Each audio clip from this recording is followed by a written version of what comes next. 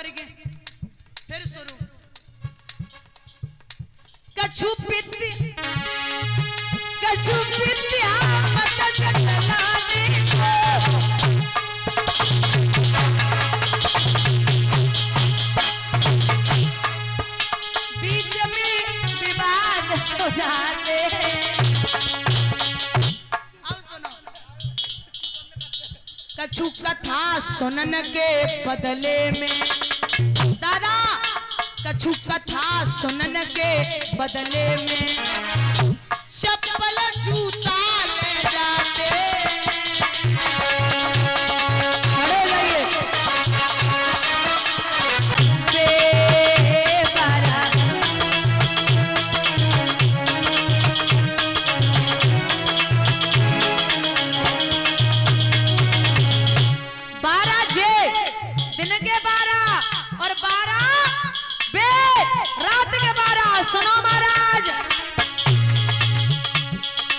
श्री कृष्ण का जन्म हुआ था बजे रात के 12।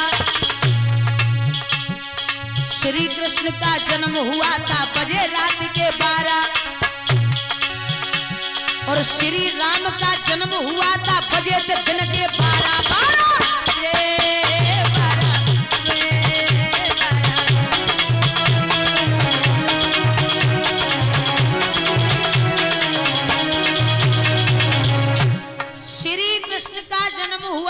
बजे रात के 12 और श्री राम का जन्म हुआ था बजे दिन के।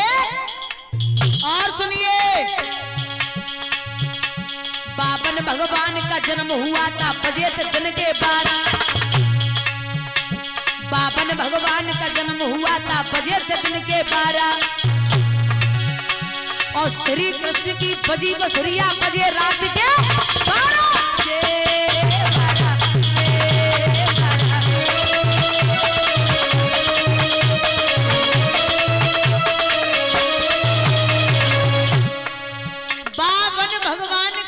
हुआ था बजे दिन के 12 और श्री कृष्ण की बजी बसुरिया बजे रात के।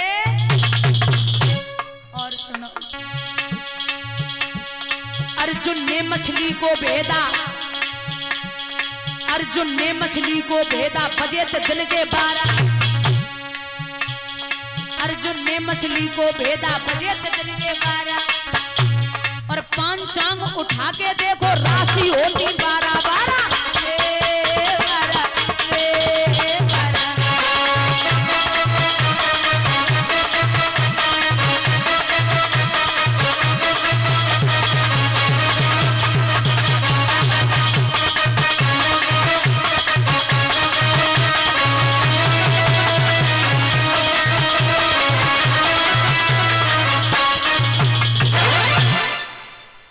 महाराज भगवान पकड़ के बोले, अब तू नहीं जा पाएगा। पृथ्वी आकाश तो हिलन लगे, वो महाघोर संग्राम हुआ।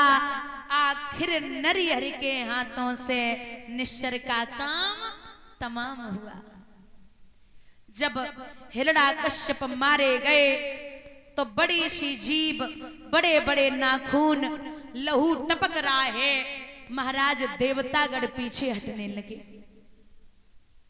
अब डर है, इतना भयानक स्वरूप है परमात्मा का। लक्ष्मी बोली, सब डराए रहे हो, क्या बात है? हम जा रहे देखबे को।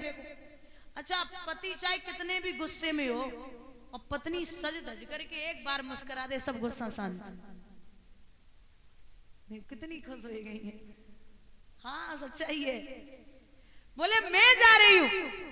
जैसे ही महाराज मैया लक्ष्मी पहुंची, सब भगवान अट्ठाहस करके हंसे। अब इतना भयानक रूप और बामे किलकारी मार के हंस रहे। तो लक्ष्मी ने पीछे तो देखो ही नहीं, पटकी दो चार लगी और आगे भाग रही। बोले पीछे नहीं देखना। प्रहलाद की झपट के कलाई पकड़ी और एक बात कही, अरे भक्त प्रहलादम प्रेषयामास ब्रह्मावस्थितमन्तिके तात प्रसयोपेसि स्वपित्रे कुपितम प्रभुमा। जाइए भक्त, आप पिता की गोदी में बैठो। तात माने पिता, जाओ पिता की गोदी में बैठो। अरे महाराज, जब प्रहलाद बैठे हैं बाप की गोदी में, दादा याद रखना भक्त और भगवान में इतना प्रेम है। आज भगवान नरसिंह अपनी जिह्वा के द्वारा प्रहलाद को चाटने लगे।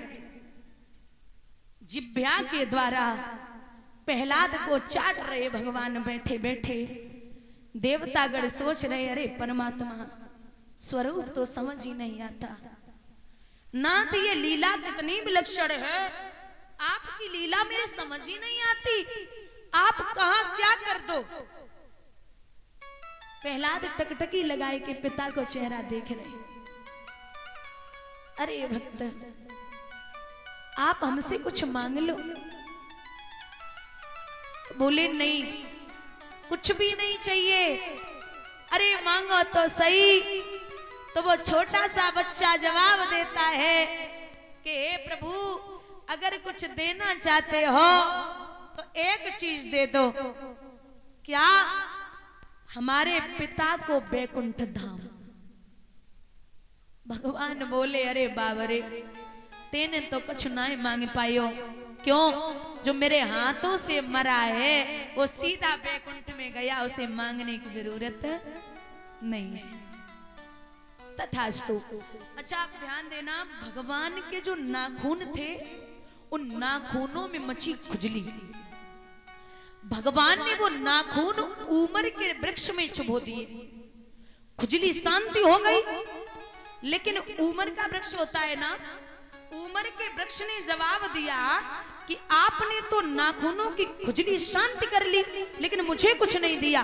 भगवान ने वरदान दिया, जा, जो मेरा भक्त तेरे नीचे से होकर के गुजरेगा उसका 1/4 चौथाई का भक्ति का हिस्सा तुझ में प्रवेश हो जाएगा। लेकिन अगर मेरे भक्त ने कहीं 5 बार कह दिया नरसिंह हरे नरसिंह हरे नरसिंह हरे नरसिंह हरे नरसिंह हरे, तो तुझे कुछ मिलने वाला नहीं। भगवान ने वरदान दिया और वरदान देके आज प्रभु आशीर्वाद देते प्रहलाद को और अपने धाम के लिए आए। श्री सूत जी बोले, शौनकादिक ऋषियों, प्रहलाद की तीसरी पीढ़ी पर, कौन सी पीढ़ी पे? तीसरी। दादा, तीसरी पीढ़ी पर एक राजा हुए हैं जिनका नाम है विरोचन, और उनके पुत्र हुए जिनका नाम है बलि। ये वही बलि हैं जिन्होंने 101 यज्ञ पूर्ण करके इंद्र के इंद्रासन को अपने वश में कर लिया था। देवताओं की मां का नाम है अदिति और पिता का नाम है कश्यप, और राक्षसों की मां का नाम है दिति और पिता का नाम है कश्यप। राक्षसों के देवताओं के पिता एक ही थे, माताएं अलग अलग थी। और ये दिति से राक्षस इसलिए पैदा हुए थे क्योंकि मैया दिति ने कश्यप जी को दिन में भजन करते समय उठाया और सहवास किया। संभोग हुआ तो उन्होंने श्राप दिया है कि जाओ, मैं तुम्हें श्राप देता हूं, तुमने मेरे भजन में विघ्न डाली है, तेरी कोख से राक्षसों की उत्पत्ति होगी।